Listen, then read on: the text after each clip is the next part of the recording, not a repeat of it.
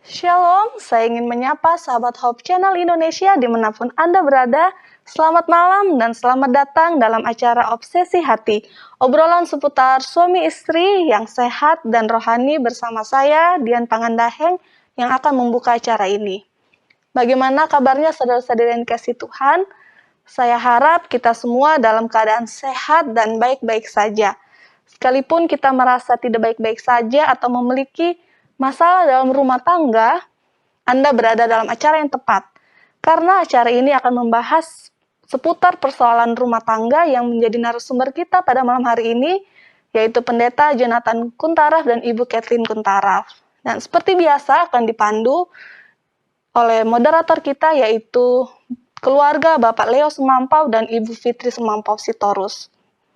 Anda bisa menyaksikan program ini melalui siaran parabola, TV kabel IndiHome channel 870, dan melalui sosial media Hope Channel Indonesia, baik di YouTube ataupun Facebook. Anda juga dapat menyaksikan selama 24 jam di website kami di hopechannel.id dan juga aplikasi Hope Channel Indonesia yang bisa Anda unduh di aplikasi App Store maupun Play Store dari gadget Anda masing-masing. Tanpa berlama-lama lagi, saya sudah tidak sabar untuk menyapa moderator kita pada malam hari ini, keluarga Bapak Leo dan Ibu Fitri Semampau Sitorus. Selamat malam. Selamat malam, Dian. Bagaimana kabarnya? Puji Tuhan. Puji Tuhan, terlihat sehat dan bahagia ya pada malam hari ini. Baik, saya serahkan acara Obsesi Hati ini kepada Bapak dan Ibu. Silakan. Baik Dian, Pak Andaheng, terima kasih telah membuka acara ini dari Studio Hope Channel Indonesia yang ada di Jakarta. Dan kita malam ini membahas judulnya apa ya? Keluarga sukses. Keluarga sukses, tentunya semua keluarga ingin sukses ya. Betul. Tetapi malam hari ini Pendeta dan Ibu Pendeta Kuntaraf akan memberikan tips-tips bagaimana menjadi keluarga yang sukses. Jadi jangan lewatkan pembahasan pada malam hari ini, karena tentunya harapan kita menjadi keluarga sukses akan terjawab. Iya, betul. Pada pembahasan kita malam hari ini. Semoga kita semua keluarga bisa menjadi keluarga-keluarga yang sukses ya. Amin. Baik, sebelum memasuki topik pembahasan, ayat inti dari acara kita pada malam hari ini terdapat di dalam Yosua 1 ayat 8. Yosua 1 ayat 8, demikian firman Tuhan. Janganlah engkau lupa memperkatakan kitab Taurat ini, tetapi renungkanlah itu siang dan malam, supaya engkau bertindak hati-hati sesuai dengan segala yang tertulis di dalamnya. Sebab dengan demikian perjalananmu akan berhasil dan engkau akan beruntung. Mari kita sama-sama tunduk kepala dan berdoa. Bapa di surga, puji syukur atas segala berkat kasih karunia yang Engkau berikan kepada kami, di mana pada malam ini kami dapat berkumpul kembali untuk mengikuti acara Obsesi Hati. Berkati narasumber kami, Pendeta dan Ibu Pendeta Kuntaraf yang akan membawakan topik pembahasan dan yang akan menjawab pertanyaan-pertanyaan. Kiranya semua yang dapat disampaikan dapat menjadi pelajaran yang baik bagi kami semua yang mendengarkan, dan kami dapat hidup lebih dekat kepada Tuhan. Berdoa juga untuk tim Hope Channel Indonesia yang bekerja saat ini di studio, dan semua peralatan yang dipakai agar semuanya dapat berjalan dengan baik dan lancar, sesuai dan seturut dan kehendak Tuhan. Terima kasih Tuhan atas segala berkat-Mu. Dalam nama Yesus kami berdoa. Amin. Amin. Baik, diingatkan kepada pemirsa setia Hope Channel Indonesia, khususnya pemirsa Obsesi Hati, jika saudara punya pertanyaan, jangan ragu-ragu untuk menuliskan pertanyaan saudara di kolom chat dari media sosial pada Hope Channel, bisa melalui YouTube ataupun juga Facebook. Saudara tidak usah cantumkan nama saudara, tapi cukup cantumkan lokasi di mana saudara berada, dan jangan ragu-ragu. Dengan pertolongan Tuhan, narasumber kita, Pendeta dan Ibu Pendeta Kuntaraf akan mencoba menjawab semua pertanyaan daripada saudara-saudara sekalian. Baik, saat ini kita menyapa narasumber kita, Pendeta dan Ibu Pendeta Kuntaraf. Shalom, Shalom. Pendeta dan Ibu Pendeta Kuntaraf. Shalom. Leo dan Fitri. Selamat malam di Indonesia. Selamat pagi dari North Carolina. Selamat pagi di North Carolina. Bagaimana kabar Pendeta dan Ibu? Ya, Puji begitu. Tuhan, sehat-sehat. Masih sehat, berkat Tuhan. Ya, Amin. dan terlihat Puji Tuhan. memang sehat sekali ya pendeta dan ibu pendeta ya. Kita senang melihatnya ya. Kita bersyukur kepada Tuhan. Amin. Baik, kita persilahkan pendeta dan ibu pendeta untuk membawakan topik pembahasannya malam ini. Silakan. Baik, kita akan membahas satu pelajaran yang sangat penting untuk pemirsa yang berbahagia di rumah masing-masing atau di mana saja saudara-saudara berada. Keluarga sukses. Bukankah kita mau sukses ya? Iya, pasti mau sukses. Dan banyak orang yang mempunyai berbagai macam definisi tentang sukses. Kita akan coba lihat dulu ayat Alkitab di dalam King James Version ya. Kata sukses itu disebutkan satu kali ya. Dan itu tertulis di dalam buku Yosua 1 ayat 8 yang sudah dibaca tadi dan kita coba baca lagi. Ya, Ya. Ini sudah dibacakan oleh Fitri yang dikatakan, janganlah engkau lupa memperkatakan kitab Taurat ini, tetapi renungkanlah itu siang dan malam, supaya engkau bertindak hati-hati sesuai dengan segala yang tertulis di dalamnya. Sebab dengan demikian perjalananmu akan berhasil, sukses ya, akan berhasil dan engkau akan beruntung. Nah, kata berhasil di situ disebut sukses. Dan kembali satu-satunya kata dalam Alkitab bahasa Inggris King James Version yang menyebutkan tentang kata sukses, yaitu Yosua 1 ayat 8. Itu sesuatu hal yang berhubungan dengan hukum Allah. Jadi ternyata kalau kita tidak lupa kepada firman Allah dan merenungkannya pagi, siang, dan malam, bertindak hati-hati, artinya menurut kehendak Allah, maka kita akan sukses. Jadi kalau begitu sukses di sini, kita lihat hubungannya di dalam segi kerohanian. Jadi banyak sekali orang yang mempunyai berbagai macam pandangan tentang keluarga yang sukses. Kira-kira sukses itu yang bagaimana? Kalau sukses, apakah punya perkawinan yang dihadiri oleh paling banyak orang dalam sejarah dunia perkawinan seperti siapa ini? Charles dengan Ibu Dayan. dengan Diana ya. Oh, tapi ternyata berakhir dengan tragis sekali. Kalau begitu mereka tidak bisa disebut sukses. Apakah seperti seorang yang kita sebut Jackie Chan ya, menghasilkan 150 film lebih. Oke, tetapi apa yang terjadi? Anak perempuannya bunuh diri, anak laki-lakinya ngobat, artinya dengan narkoba, penyimpanan narkoba menyebabkan dia di penjara 6 bulan, ya. Kemudian mengalami kesulitan hidup, ya. Apakah dia termasuk sukses menghasilkan 150 lebih film, ya. Kemudian jutaan dolar dia hasilkan, ya. Tetapi keluarganya berantakan, anaknya pun datang dari 2 ibu yang berbeda, oleh sebab dia mempunyai will, ya, wanita idaman lain yang akhirnya menghasilkan anak. Apakah itu yang disebut sukses? Ya. Kalau begitu kita harus berpikir berbagai sukses yang sering orang pikirkan. Ada orang pikirkan kalau sukses, kalau mereka itu punya banyak uang, bisnisnya maju, maka itu dikatakan sukses. Coba kalau lihat, buka saja YouTube, Google, ya. Kita coba lihat keluarga sukses. Langsung yang disebutkan adalah keluarga yang mempunyai bisnis yang sukses, ya. Yaitu turun-temurun, dikatakan dia sudah sukses, ya, bapaknya sukses, anaknya sukses, cucunya sukses. Orang berpikir dari segi bisnis. Ya. Ada yang berpikir bahwa sukses adalah dalam pendidikan. Kalau anaknya, wah insinyur, wah dokter, wah ini profesor ini, maka dikatakan bahwa itu adalah keluarga yang sukses, ya, sebab mempunyai anak-anak yang berpendidikan. Kemudian ada yang katakan oleh sukses dalam kehidupan, mungkin dalam suatu rumah tangga yang aman, tentram, dan sebagainya, ya, saling mendukung satu sama lain, ya. Kemudian juga ada yang katakan sukses dalam apa? Dan beberapa turunan. Kalau dia lihat Waduh. turunannya itu, wah, turunan pertama begini, kedua begini, ketiga gini, semua bagus-bagus. Nah, ini baru dikatakan keluarga yang sukses. Ada juga yang katakan sukses dalam sport. Wah, dapatkan medali di Olimpiade. Ya. Wah, satu hal yang luar biasa. Ya, satu negara yang paling banyak medalinya, emasnya, itulah yang paling sukses. Ya. Jadi kita sering berpikir dari segi bisnis, pendidikan, kehidupan, ataupun juga rumah tangga dan sebagainya. Pencapaian. Dan pencapaiannya, kita mau coba lebih lanjut apa yang diharapkan daripada suatu sukses? Ya, apa yang Robert Schuller katakan? Dia katakan success is never ending, failure is never final. Jadi kalau sudah sekali sukses, bukan terus langsung stop.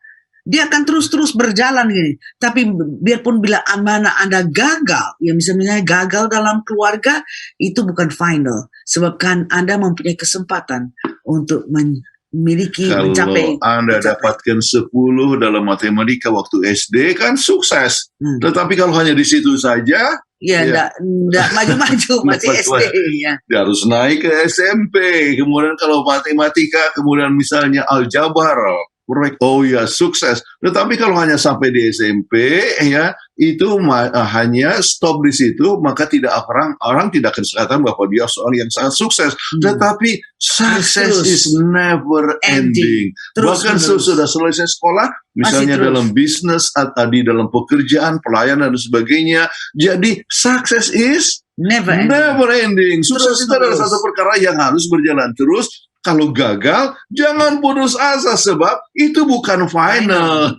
Jadi kita harus maju terus. Baik, apa definisi daripada keluarga sukses? Keluarga yang sukses meningkatkan rasa keluarga dan identitas individu yang positif. Jadi orang suami atau istri dia akan promotekan supaya mereka mempunyai positif life, mendorong interaksi yang memuaskan di antara semua anggota, baik suami atau istri atau anak-anak, dan mengatasi stres dengan cara yang menghasilkan lebih banyak fleksibilitas dan kekompakan dalam keluarga. Jadi kalau kita lihat di sini, sukses di sini sudah melibatkan sesuatu perkara yang bersifat holistik yaitu ada hubungan satu sama lain. Kemudian mengatasi stres termasuk di dalam masalah kesehatan, kemudian fleksibilitas dan kekompakan dalam keluarga, mendukung satu sama lain. Jadi itu keluarga sukses dalam keluarga. Kemudian nah sekarang kita coba lihat ada satu majalah namanya majalah sukses. Nah sekarang apa yang dikatakan di sini tentang sukses ya? Ternyata dikatakan bahwa 58% daripada pembaca Success Magazine mengatakan sukses itu kalau orang mempunyai kesehatan yang baik. Kemudian ada 49% mengatakan kalau orang itu mempunyai pekerjaan yang menyenangkan, maka itu dikatakan dia sukses. Dan ada yang katakan keluarga bahagia itu 45% mengatakan itu adalah suatu sukses. Kemudian kedamaian pikiran ya 34%. Dan sahabat-sahabat yang baik 25%.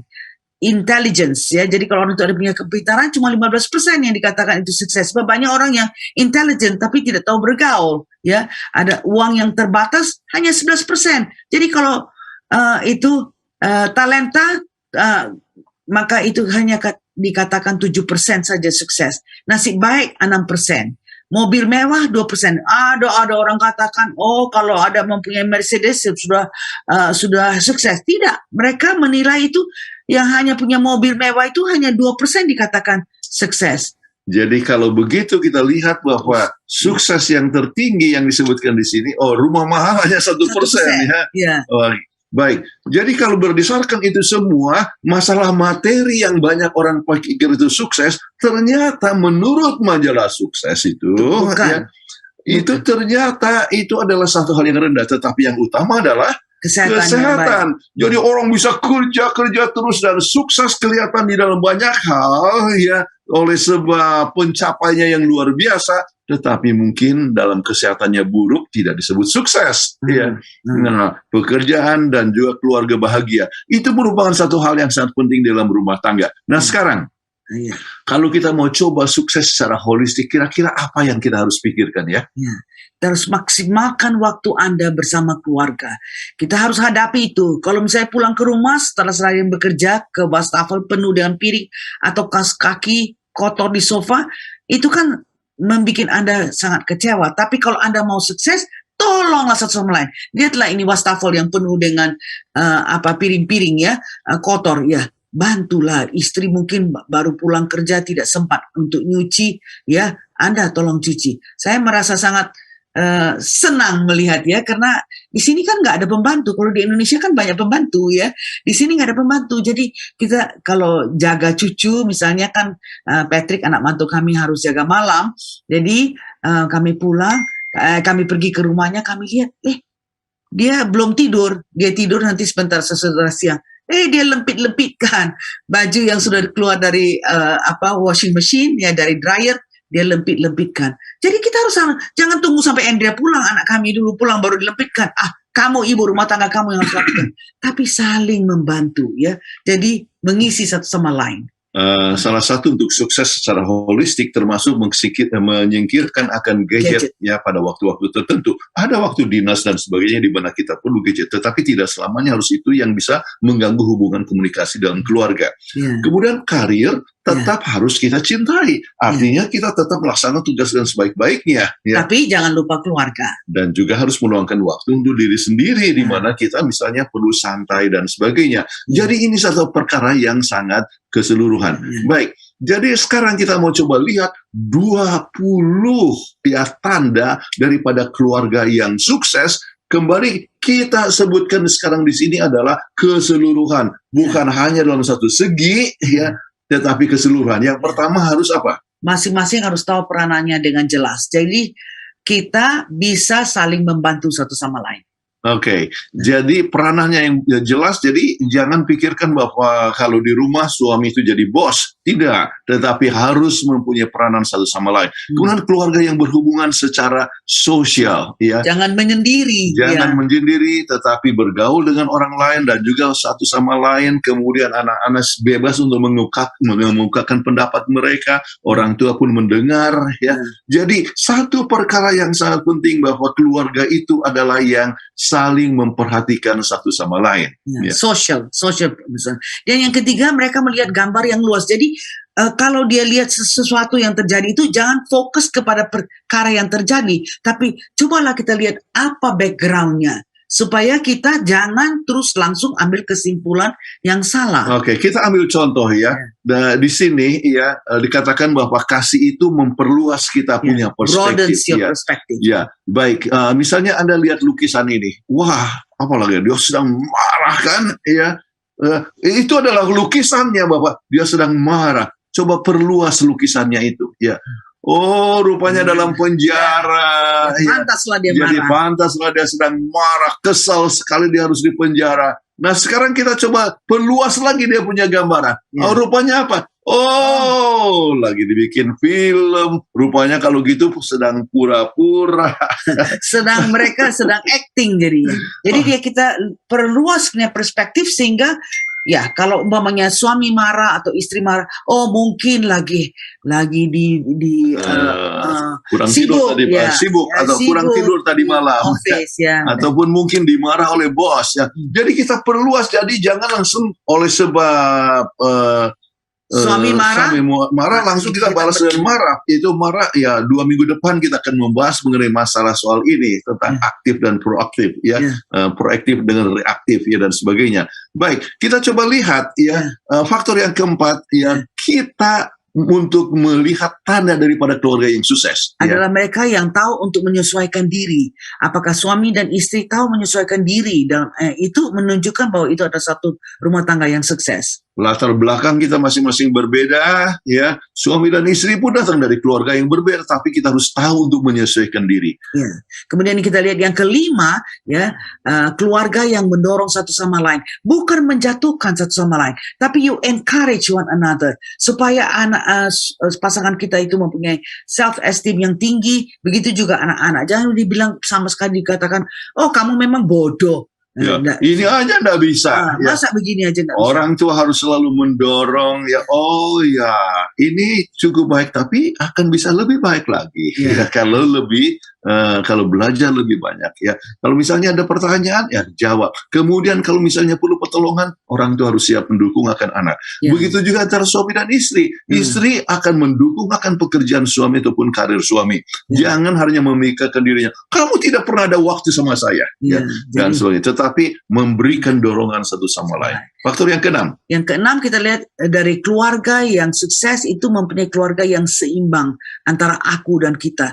Jadi bukan saya saja, tetapi ini kita. Adalah kita bersama. Ya. Sukses keluarga adalah sukses bersama. Kita, ya. Jadi kalau suami itu sukses dalam jabatannya dan sebagainya, ya, kita harus melihat bahwa itu adalah sukses kita ya, sebab kan suami memikirkan akan karir dan sebagainya, jadi Tapi istri yang mendorong. istri harus siap untuk mendorong. Oke. Makanya sekarang kalau kita lihat ya, kalau pendeta itu sukses, kita selalu bilang behind a successful man is a successful woman. Jadi selalu kita berikan itu kita ya, suami istri. Nah, kita akan ini tanggal 18 Desember kita akan adakan satu perayaan mengucapkan terima kasih kepada pendeta kami dari gereja kami. Tapi bukan pendetanya saja, kita ya, pendeta dan istri, sebab pendeta itu kerja keras adalah dorongan daripada istrinya. Jadi seimbang ya. Jadi ini terjadi kepada pendeta atau siapa saja berumah tangga, sukses daripada suami ya. 90% kami katakan ya, sesuai dengan statistik yang pernah diberikan ya, adalah tergantung kepada istri. Itulah sebabnya perlunya mendorong satu sama lain, seimbang. Keluarga yang menghormati perkawinan. Ya, menghormati perkawinan. Apa yang dimaksudkan itu adalah kita ingat komitmen perkawinan, yaitu suami untuk istri, istri adalah untuk suami ya. Sampai akhir hidup kita. Ya, jangan sampai terjadi sesuatu, ada pil atau will dan sebagainya yang bisa menyebabkan atau mengganggu akan perkawinan tersebut. Kemudian ke-8 kita lihat keluarga yang berkomunikasi dengan baik. Sebab komunikasi adalah dasar daripada keluarga yang sehat. Dan kalau kita mau berkomunikasi, jangan lupa kita pakai I statement. Saya kecewa, saya sangat sedih. Jangan bilang kamu itu jahat, kamu ini begini. Jadi itu bikin terus reaksi yang negatif kepada pasangan satu sama lain. Iya, hindarkan kata never. Kamu nggak pernah. Tidak pernah kamu dengar. Kamu selalu. Ya. Itu hal yang sangat penting kita untuk hindarkan. Jadi komunikasi, kita sudah banyak membahas tentang komunikasi, tapi kami harus ulangi lagi ya. Oleh sebab ini adalah masalah yang sering terjadi dalam rumah tangga. Kemudian, yang ke-9 kita lihat keluarga yang menghargai satu sama lain.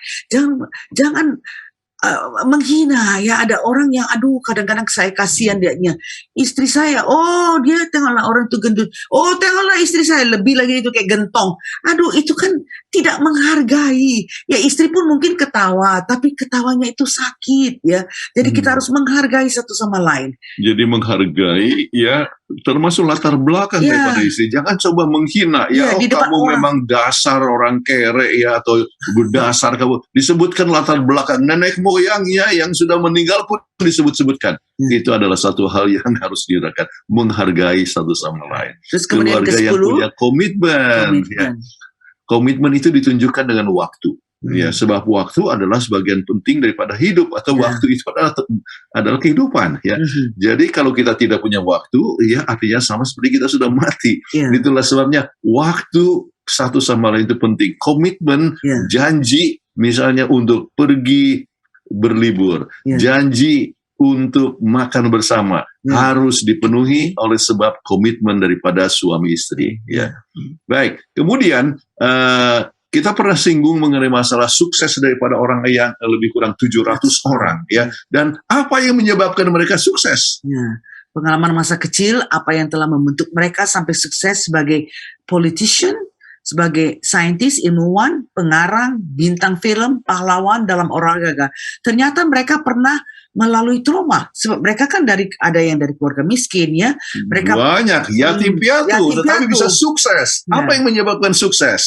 Mereka pernah sakit waktu kecil, banyak yang keluar dari keluarga yang dysfunctional, sebagian datang dari keluarga yang baik, dan kesimpulan yang menyebabkan mereka berhasil ada we have a choice. Kami punya memilih yang tepat, dan menemukan akan maksud dan tujuan hidup adalah lebih penting daripada genetika dan lingkungan. Ya, ini sangat penting sekali. Lingkungan, misalnya kemiskinan, tidak menghalangi untuk sukses. Ya, ini adalah satu hal yang penting. Yang dicapai dan yang kontribusi kepada masyarakat. Ya. Jadi kemudian kita masuk kepada pasal yang ke-11, memiliki iman yang diamalkan. Kembali, family that pray together, live together, stay together.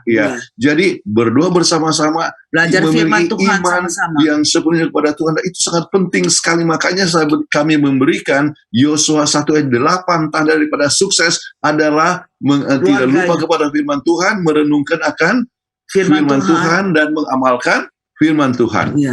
Terus kemudian yang ke-12 adalah memiliki waktu bersama. Ingat, Kita sudah banyak mengatakan bagaimana keluarga itu perlu berliburan dan jadi kita senang dengar Leo dan Fitri, wah baru pulang dari Bali berlibur. Itu bagus sekali. Jangan kita pikir bahwa waktu berlibur itu adalah waktu yang terbuang. Tidak. Tetapi itu pemanfaatan waktu yang baik ya. Kita juga akan libur ya. Ya, bulan depan kita libur. 31 orang. 31 orang kami kumpul semua di Florida. Jadi itu untuk refreshing ya. Dan di situ tetap kita buat acara kebaktian bersama-sama dan sebagainya. Menguatkan satu sama lain, saling mendorong. Penting sekali. Kemudian memiliki identitas. Jangan lupa ya, suami adalah suami. Istri adalah istri. Identitas sebagai suami, identitas sebagai istri. Ya, dan masing-masing ingat dia adalah seorang suami ya suami ya, dengan tanggung jawabnya sebagai suami ya, dan istri mempunyai identitas dan juga sebagai tanggung jawab daripada seorang istri. Sangat penting sekali. Benar, mempunyai kenangan yang baik. Itu hal yang sangat penting dalam keluarga sukses ya.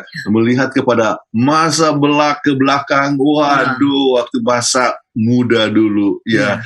Penuh dengan tantangan tetapi penuh dengan sukacita ya. Tantangan, kemiskinan, kerja keras dan sebagainya, itu menjadi satu kenangan yang baik yang bermanfaat sekarang ini ya. Jadi kita perlu ingat ya, masa muda. Ingat masa muda kita kan? Oh ya.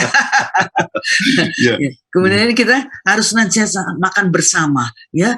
Sering sekali keluarga itu tidak punya waktu untuk makan bersama. Duduk bersama, gadget disingkirkan, ambil keranjang, kumpul gadget, supaya kita ngomong waktu kita makan bersama-sama. Jangan masing-masing sibuk dengan gadget. Jangan waktu makan masing-masing dengan gadgetnya. Taruh, kemudian makan bersama-sama sepenuhnya. Kemudian membangun bersama. Rumah tangga itu bukan hanya harus 1-2 orang yang sukses, tetapi keluarga. Ya. Jadi anak yang mungkin lambat perlu didorong. Jadi mungkin saya lambat dalam belajar, tapi mungkin bagus untuk olahraga. Ya. Doronglah dia di dalam olahraga. Mungkin dia lemah dalam matematika, tetapi mungkin dia bagus untuk bahasa. Jadi kita lihat apa yang menjadi bakat masing-masing, dorong untuk membangun bersama-sama. Ya. Terus yang ke-17 kita harus ingat bahwa keluarga yang sukses adalah keluarga yang mempunyai pengampunan.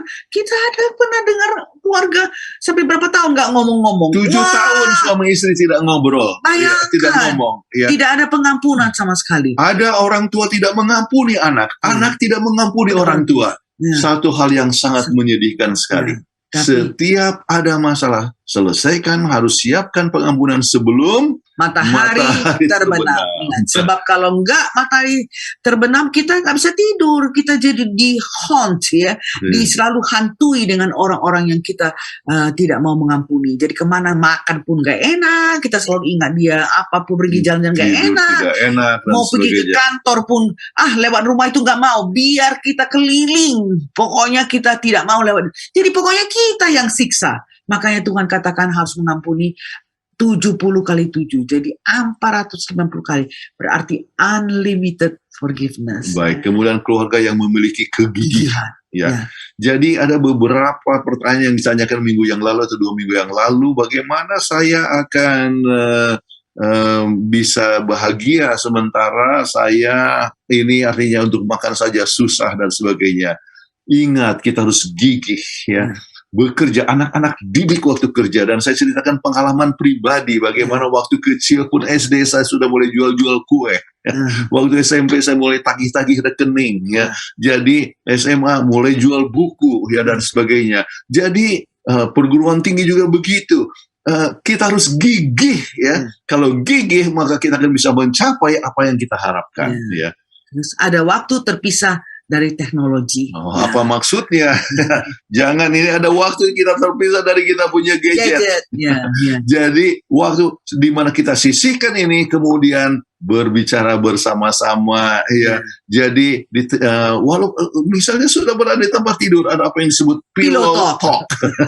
Jadi bercerita ya sebelum tidur bersama-sama ya, pillow talk ya. Bercerita, tidak perlu pegang gadget, bahkan yang dianjurkan adalah 1 jam sebelum tidur sudah tinggalkan hal-hal yang yang ada gadget ataupun TV dan Teknologi, sebagainya, adanya blue light di situ yang bisa mengganggu kita tidur. Ya, jadi kembali itu adalah satu hal yang sangat penting. Kemudian Waktu yang menyenangkan, baik tertawa. Kita sudah bahas ini satu kali kan, bagaimana humor dalam keluarga itu Jadi sangat penting ketawa-ketawa sekali. terus. Jadi ya. pemirsa yang masih belum sempat lihat itu, coba lihat melalui YouTube ya, yaitu humor di dalam keluarga. Itu satu hal yang sangat penting sekali. Coba bayangkan ini. Ya, keluarga sederhana bukan ya, tetapi senang naik motor sampai 6 orang. Ya, artinya mereka punya waktu bersama-sama, pesiar bersama-sama. Tetapi ya harus hati-hati jangan sampai ketabrak.